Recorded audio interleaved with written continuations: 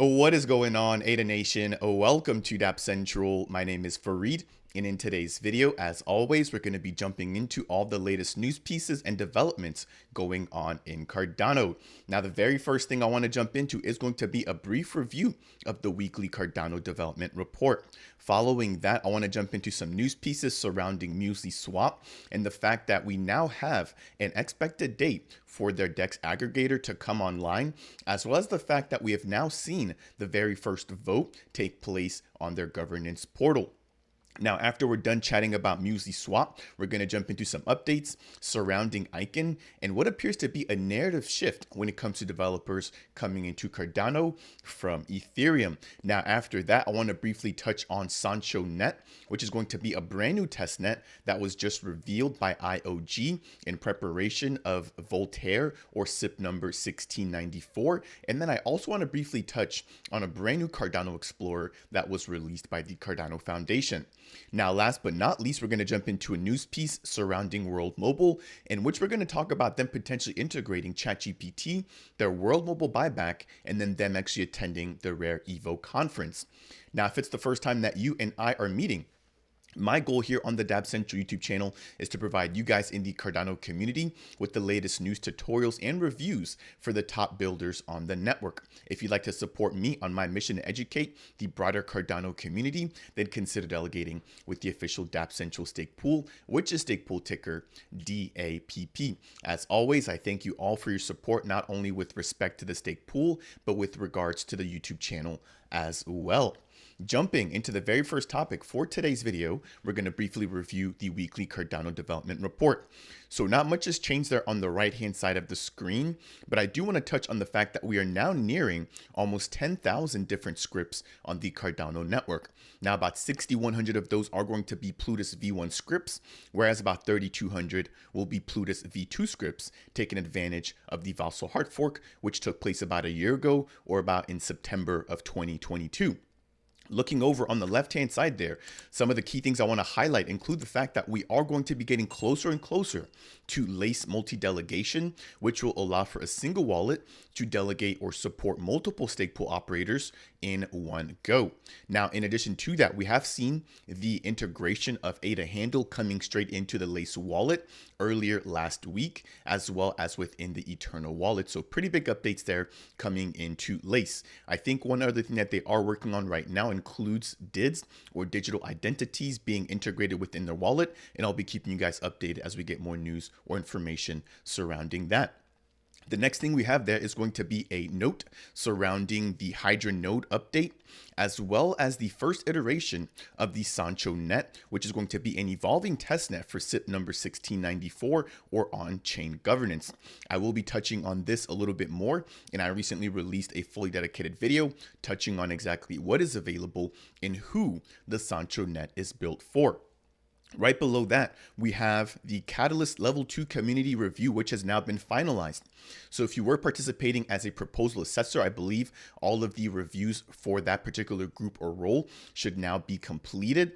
And we're now going to be jumping into the actual voting stage, kicking off on August 31st or right at the end of this month.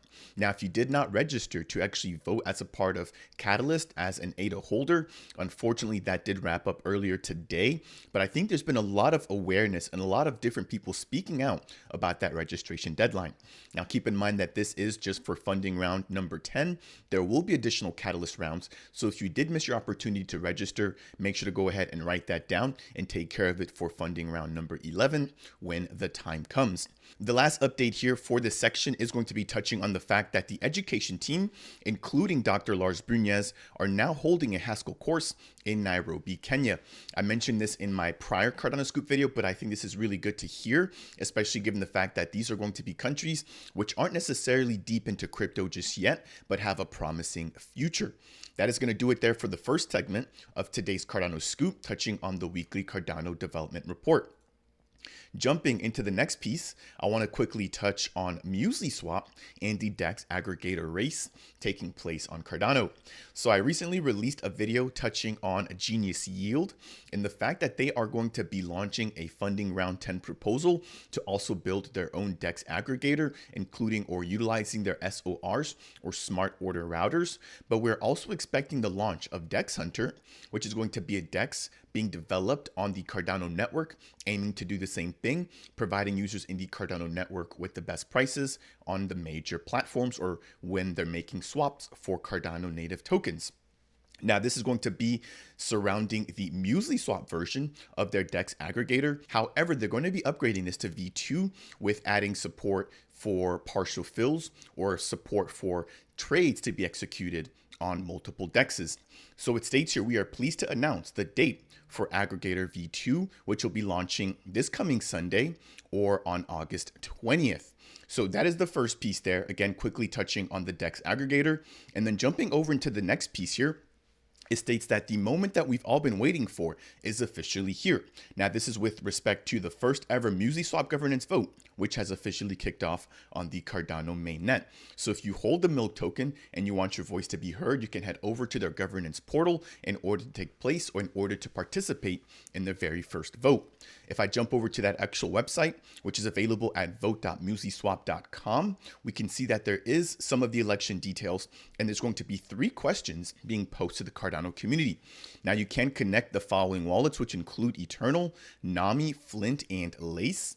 And if I jump into the actual questions here, it states the following. Question number 1, how long should an official vote be open for? With the responses or the votes being 1 day, 3 days, or 5 days. Question number 2, should participation in votes be incentivized, or should there be some sort of reward for actually voting and participating? Yes or no? And then number 3, do you overall accept the governance process outlined in their official document? And again, that's a yes or no question. So again, if you hold the MILK token, make sure to go ahead and check out that particular vote and make sure that your voice is heard with respect to the governance, which is now taking place on their platform. The next piece I want to jump into is going to be surrounding Aiken. And this is going to be a short one, but I want to kind of pose some questions to you as to what you guys think this could actually hold for the future of Cardano and whether or not this is going to be a brand new narrative change that we're seeing here on the Cardano network with respect to developing on Cardano, again, leveraging something like Aiken. Now, if you have not heard of Aiken before, it's going to be a platform that simplifies the Pluto smart contracting development on Cardano. And we're already expecting Aiken to be integrated into a couple of big platforms that have already delivered here on the Cardano network. Now, 2 of them, just to give you guys some examples, include LendFi, which LendFi is going to be a DeFi platform which allows for you to lend and borrow on the Cardano network. And then they're also going to be integrating into the MinSwap DEX. So both of these platforms, relatively known here within the ecosystem, taking advantage of something like Aiken in order to simplify, streamline, and speed up their development here in the progress that they've already committed to on Cardano.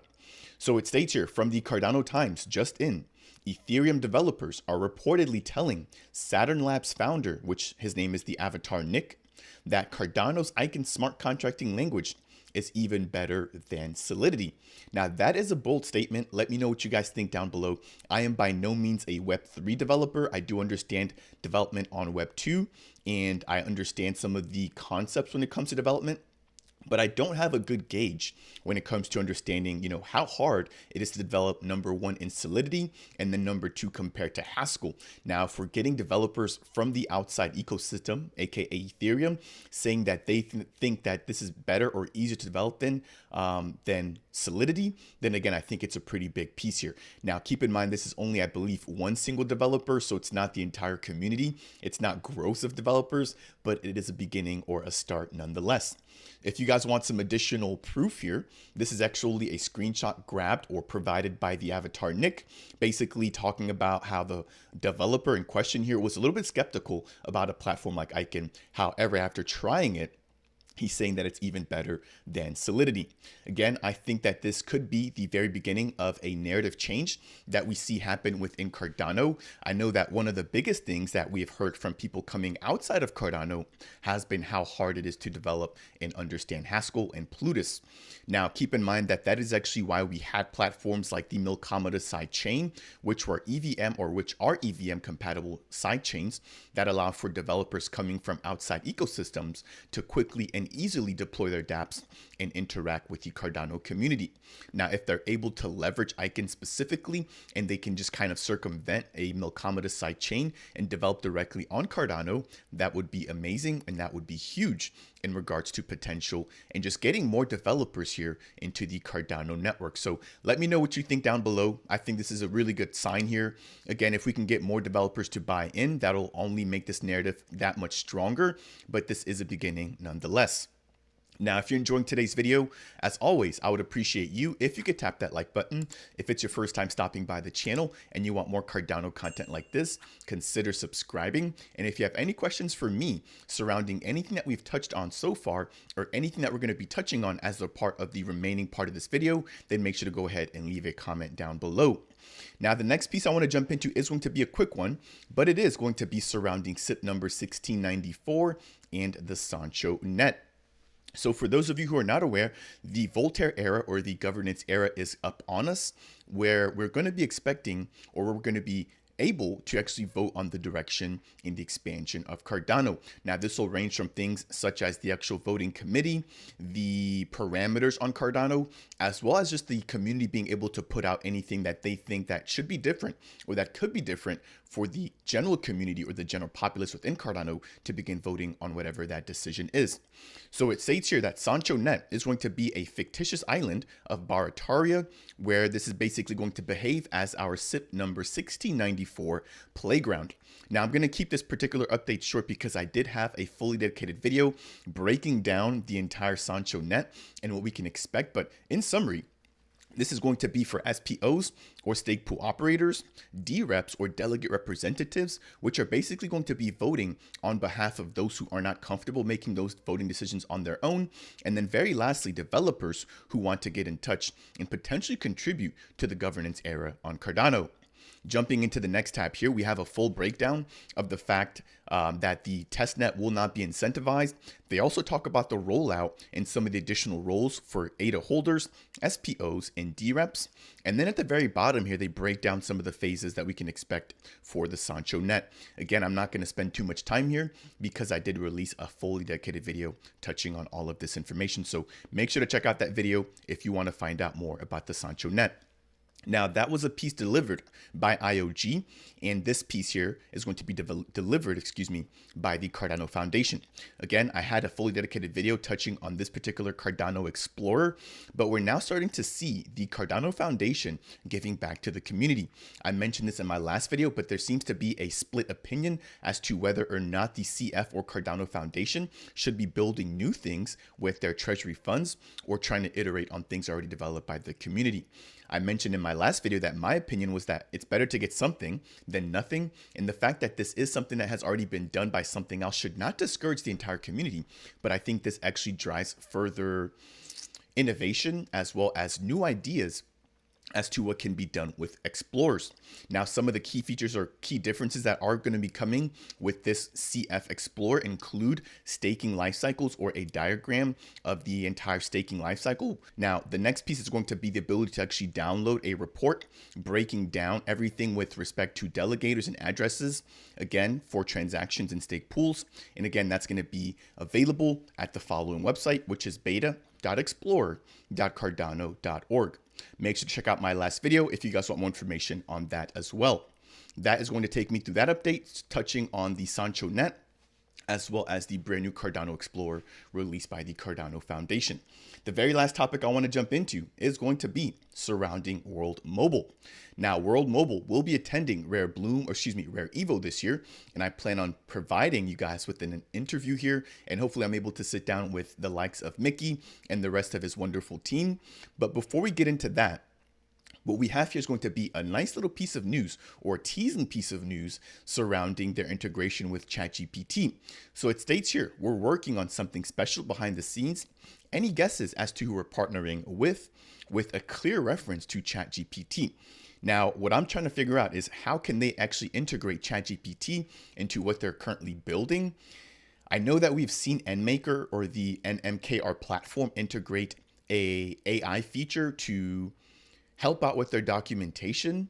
We've also seen, I believe it's the Cornucopias game, integrate a language learning model into their Copy Wiki, which is basically a breakdown of all their documentation.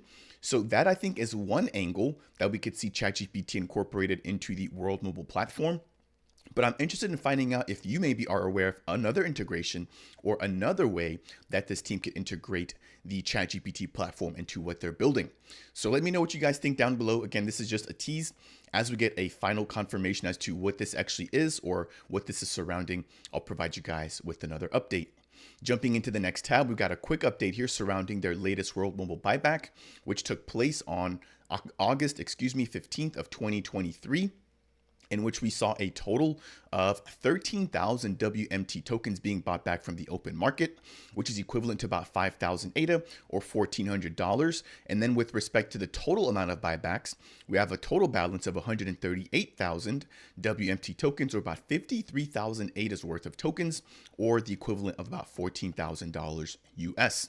In closing of today's video, as I mentioned before, we are going to be expecting for the World Mobile team to be attending the Rare Evo conference, which will be taking place between August 24th and 26th in Denver, Colorado.